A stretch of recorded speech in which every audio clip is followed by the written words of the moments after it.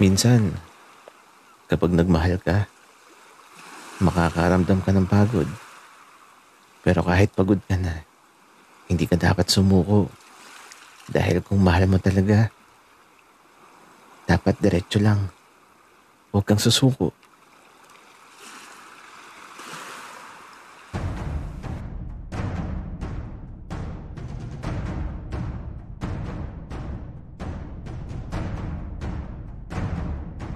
Kaibigan, huwag mong kalimutan mag-subscribe sa aming channel at huwag din kalimutan i-click ang notification bell at subscribe button. Subscribe na!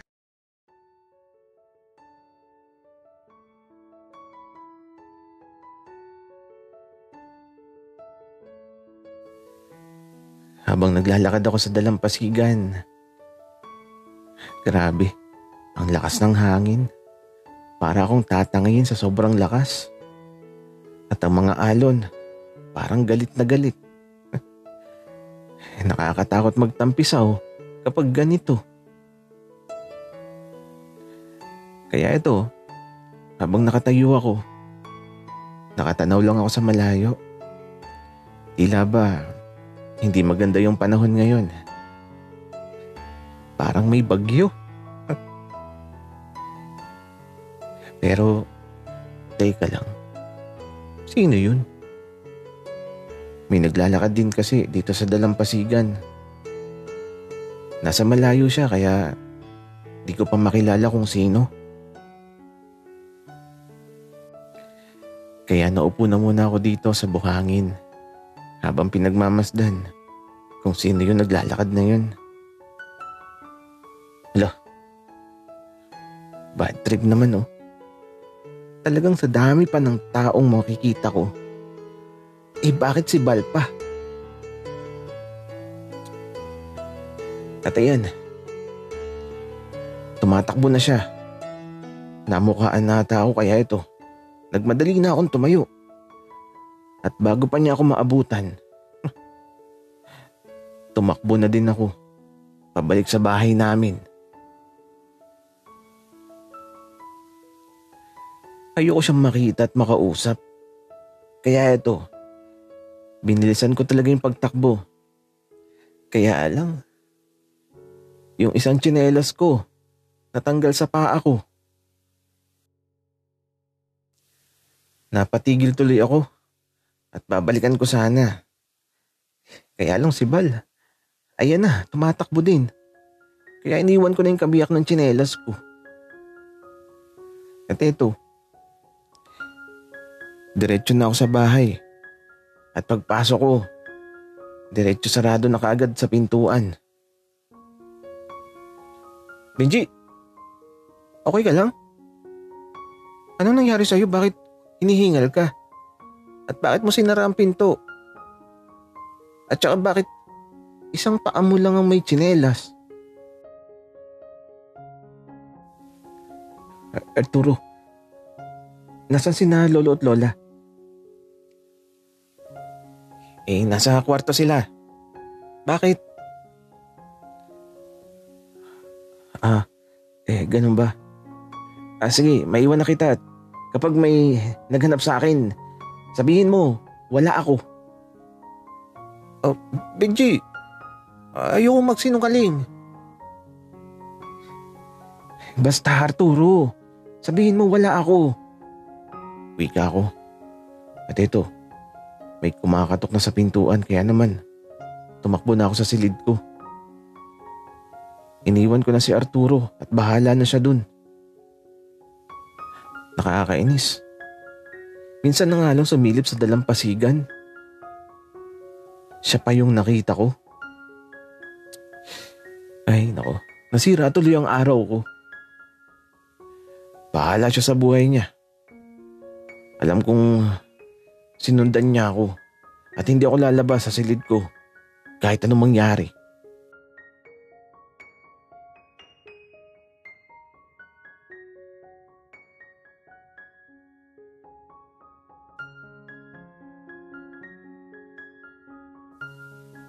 Akala ko kung sinong nasa dalampasigan. Si Benji pala. Kaya ito, nagmadali ako na lapitan siya kaya lang Tinakbuhan ako at yung kabiyak ng tsinelas niya, naiwan pa niya. Kaya ito, may dahilan ako para puntahan siya sa kanila. Isasauli ko kasi yung tsinelas na naiwan niya. Napagod din talaga ako. Hinabol ko kasi siya. Kaya ito, pagkarating ko sa kanila, kumatok ako kaagad at di kaagad bumukas ang pinto. Pero ilang saglit lang ang nakalipas. Ayun na. Bumukas na yung pintuan ng bahay nila Benji. At si Arturo, ang unang nakita ko.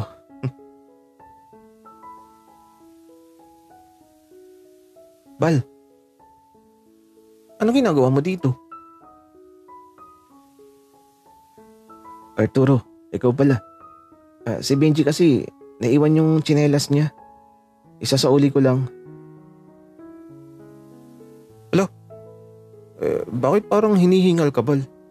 Siguro naghabulan kayo ni Benji. Kasi pagdating ni Benji, ganyan din siya. Hinihingal din.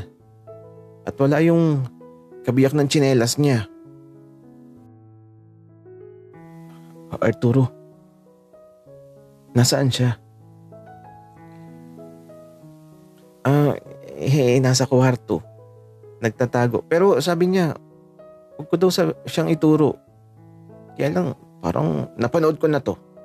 Hindi pwedeng hindi mo maibalik sa kanya yung tsinelas na yan. Tara, sasamahan kita. Sa mahal na Prinsesa Cinderella.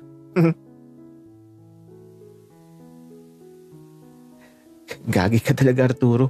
Umayos ka nga. Tsaka, alam ko naman na ayaw niya akong makita. Kaya sa susunod na lang. Val, ayaw mo talaga? Oo. At saka, kailangan ko na din na umuwi. Bukas na lang, Arturo. Dito ako tatambay. Sige, Val. Ingat ka kapag uwi, ha? Kaya ito, umalis na din ako kaagad. Alam ko namang di magpapakita si Benji sa akin. Pero bukas, wala na siyang kawala. Kaya ito, diretso uwi tapos nagpahinga na ako kaagad. At sa pagsapit ng kinabukasan, nagpaluto ako ng masarap na pagkain na dadalahin ko kay na Benji. At eto, sasamahan ako ng bodyguard ko. Babantayan ako eh. Kasi natakasan ko daw siya kahapon. Kaya ito, kasama ko siya ngayon.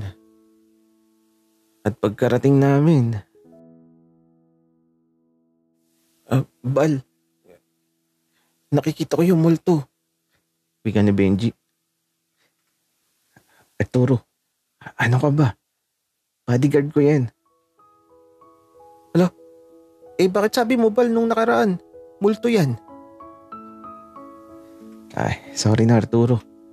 Pero nasan si Benji? Naku, tulog pa. At saka bakit ang aga mo, Bal? 6:30 pa lang ah. Okay na yung ganito, Arturo. Mas maaga, mas masaya, at mas marami akong magagawa. Wait lang, Bal. Igisingin ko lang ang mahal na prinsesa. Dahil andito ng mahal niyang prinsipe. Gagi talaga tong si Arturo. Natatawa tuloy yung bodyguard ko. Sir, mahal na mahal mo talaga siya, ano? Kuya, hindi lang mahal. Pinakamamahal ko sa lahat. Kung pinakamamahal mo sa lahat, bakit mo sinaktan? Hindi ko naman sinasadya yun, kuya. Lasing lang talaga ako. Sir Bal, kahit lasing ka, alam mo ang ginagawa mo. Ayan tuloy, nawala yung pinakamamahal mo. Kuya, huwag kang mag-alala.